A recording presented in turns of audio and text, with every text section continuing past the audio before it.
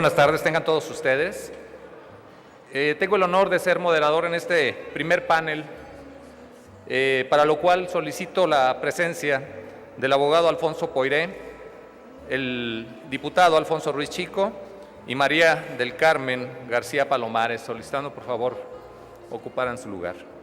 A continuación, me permito presentar al abogado Alfonso Poiré. Voy a tratar de ser breve para que recuperemos algo del tiempo que se ha venido retrasando.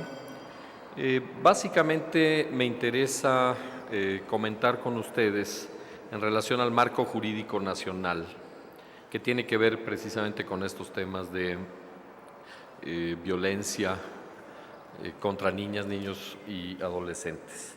Y, digamos, ubico esta reflexión en un estudio que se está llevando a cabo con el apoyo de la Unión Europea, que se denomina Vulnerabilidad Jurídica de Niños, Niñas y Adolescentes frente a la violencia social. No me voy a detener demasiado, digamos, en los resultados del estudio, pero sí creo que vale la pena hacer referencia a algunas cifras, algunos elementos que surgen, digamos, de esta investigación. Hay una serie de antecedentes que estamos tomando en cuenta, digamos, dentro de este estudio, los acontecimientos que todos conocemos y que hemos sufrido en los últimos años, más de 90,000 muertes en los últimos 6 años, más de 230,000 personas desplazadas, alrededor del 50% se estima que son mujeres las víctimas en diferentes edades de todo este proceso de violencia social que hemos vivido.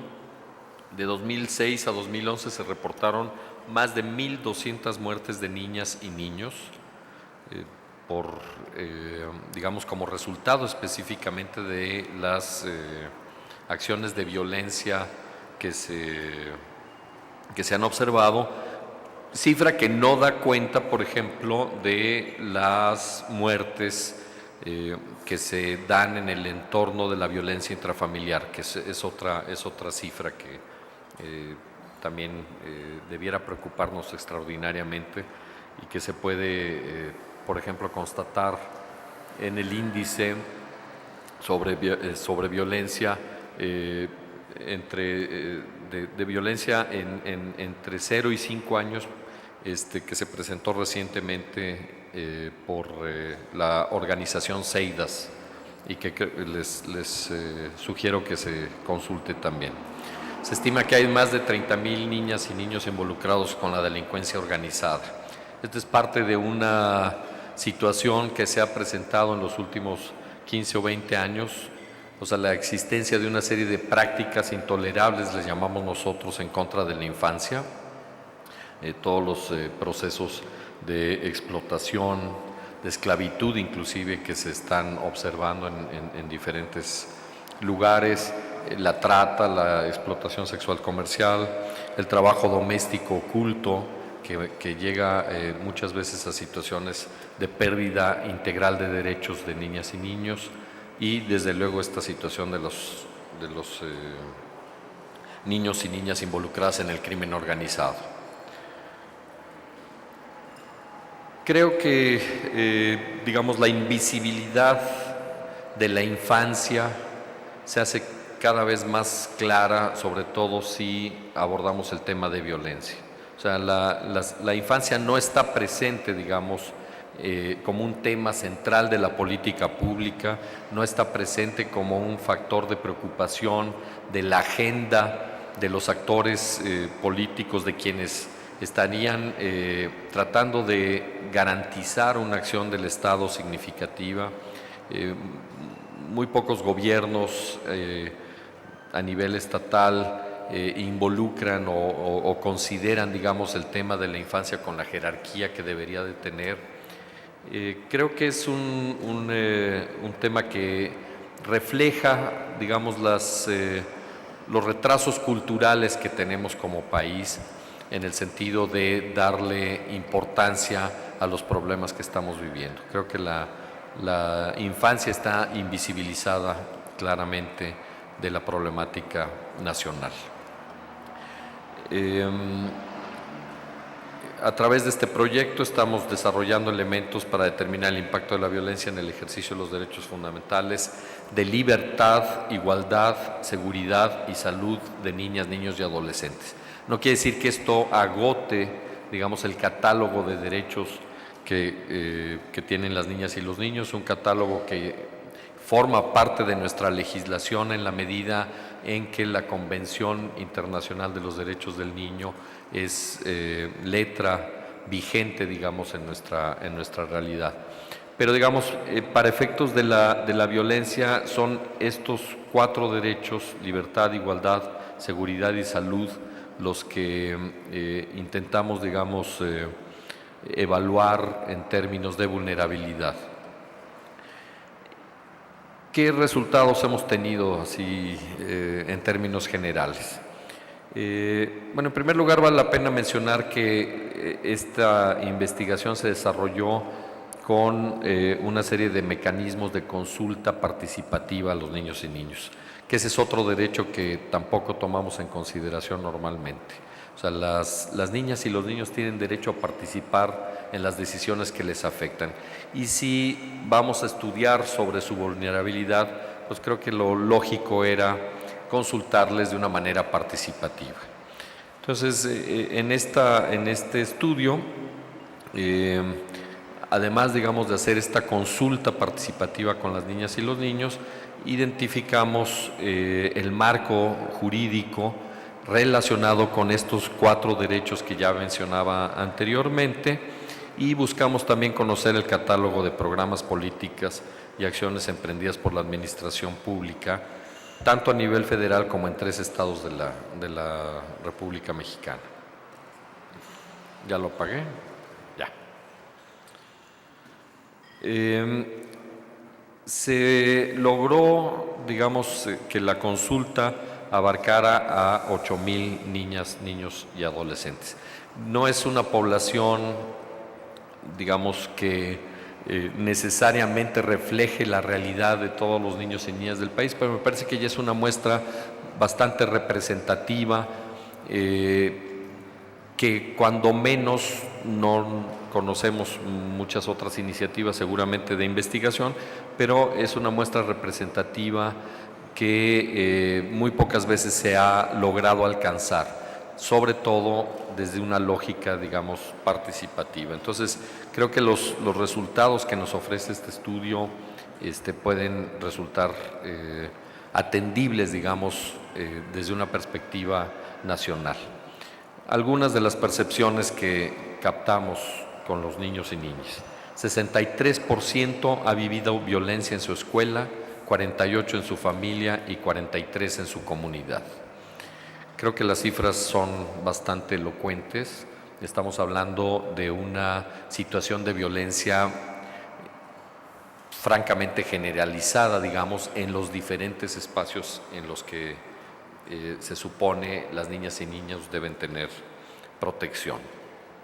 Al 42% la violencia les genera miedo o angustia, al 22% enojo, al 23% tristeza, y hay un 10% que lo deja, a los que la violencia los deja indiferente. Cifra que me parece también muy reveladora en el sentido de cómo socialmente la generalización de la violencia lo que genera es una suerte de negación vía la indiferencia. O sea, es tan traumática, digamos, la situación de la violencia que ya hay un porcentaje considerable de niños que ya no reaccionan de alguna manera contra la violencia como algo inaceptable. O sea, se ha normalizado la percepción de la violencia. 24% dice conocer a alguien al que han golpeado tanto que ha tenido que ir al hospital. Me parece un dato bastante aterrador.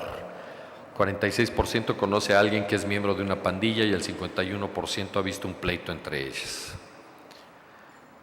84% creen que pueden salir lastimados por la violencia, 81% han visto una pistola. Bueno, yo creo que hace 20 o 30 años o 50 años, digamos, el contacto que tenían los niños con las armas de fuego era infinitamente menor, o sea, había toda una lógica de, control sobre el contacto de las niñas y niños con las armas de fuego. Creo que eso se ha perdido y esta cifra también me parece muy reveladora. 75% ha visto a alguien consumir drogas y 35% ha atestiguado de alguna manera o ha tenido contacto directo con una situación de secuestro. 44% admite ser maltratado por sus amigos y el 32% que maltrata a sus amigos. O sea, la práctica del bullying también me parece que es un indicador muy significativo de la violencia social como algo generalizado y estructural. El 33% se siente seguro cuando ve patrullas o transportes del ejército, al 32% le genera miedo o angustia, al 21% lo deja indiferente, al 8% le provoca enojo, al 6% tristeza o impotencia. O sea, también hay una, percepción en las niñas y los niños que nos da pautas de lo que significan, las estructuras de seguridad en el país. O sea, no necesariamente para las niñas y niños la existencia o la presencia, de fuerzas de seguridad genera una situación de tranquilidad o de paz, Después de esta consulta, o más bien como parte también de esta consulta, indagamos con las niñas y los niños qué propuestas tendrían para, atacar o tratar de cambiar la situación de violencia. Si se trata de una consulta participativa, creo que debemos hacer un esfuerzo muy serio por tratar de escuchar las voces de niñas y niños.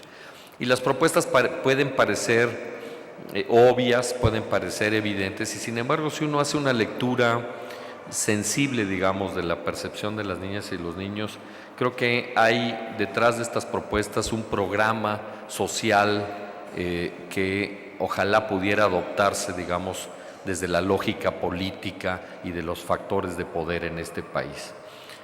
La primera propuesta, trabajo para las familias. O sea, muy claramente las niñas y los niños ubican que el tema de la violencia está relacionado precisamente con las oportunidades, con las posibilidades de subsistencia, con el funcionamiento económico, de la sociedad. En la medida en que el modelo de desarrollo no ha sido capaz de ofrecer opciones de subsistencia, de sobrevivencia dignas a las familias, la violencia también ha sido una resultante, O sea, podemos invertir la lógica que propone este foro de colocando la violencia como causa relevante de pobreza y exclusión y plantear entonces la pobreza y exclusión como causa relevante de la violencia familiar. Y creo que las dos propuestas son válidas en ese sentido. Educación, servicios, mejores gobernantes, policías honestos, respeto a los derechos humanos, oportunidades para los jóvenes, paz. O sea, creo que las propuestas son no solo integrales, sino además perfectamente lúcidas y nos mandan, a los adultos un mandato desde el punto de vista de la agenda política, de la agenda económica, de la agenda de transformación cultural que no podemos obviar. Para entrar ya, en el centro de la temática que me toca desarrollar, en este contexto, todo el marco jurídico tendría que ser una respuesta instrumental a la problemática que estamos viviendo como país. O sea, vemos con mucha frecuencia las leyes como finalitarias y no tanto como instrumentos de transformación de la realidad.